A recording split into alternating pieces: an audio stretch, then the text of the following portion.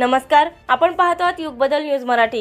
गायगाव ग्रामपंचायत येथील दलित वस्तीतील हापसी मातंग समाजाला परत देण्यात यावी याकरिता अकोला जिल्हा परिषद कार्यालयासमोर दिनांक 15 जानेवारीपासून आमरण उपोषण चालू होते।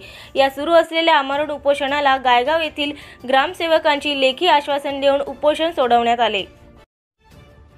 आज दिनांक 16/1/2024 रोजी आम्ही 15 तारीखपासून गायगाव येथील अरुण गुलाबराव बांगर व सिद्धार्थ शालिग्राम वानखळे यांनी आमरण उपोषण विषय आमची जी हापसी होती 2 महिन्यापूर्वी यांनी त्या बोरिंगमध्ये ते हापसी काढली आणि त्याच्यात मोटर पंप टाकून ते वॉटर टँकमध्ये दिलं पाणी। आणि आम्ही म्हणजे मागासवर्गीय दलित वस्ती मातंग समाजातील दलित वस्ती हे 2 महिन्यापासून पाण्यापासून वंचित होते।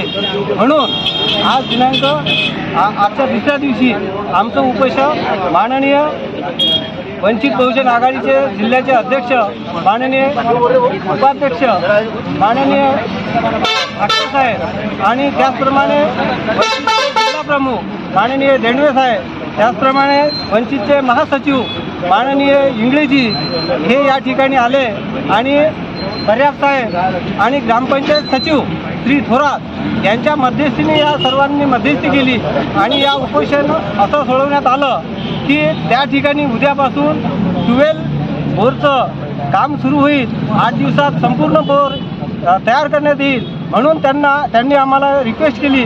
म्हणून आम्ही आज हे उपोषण या ठिकाणी तुर्तास थांबवतो।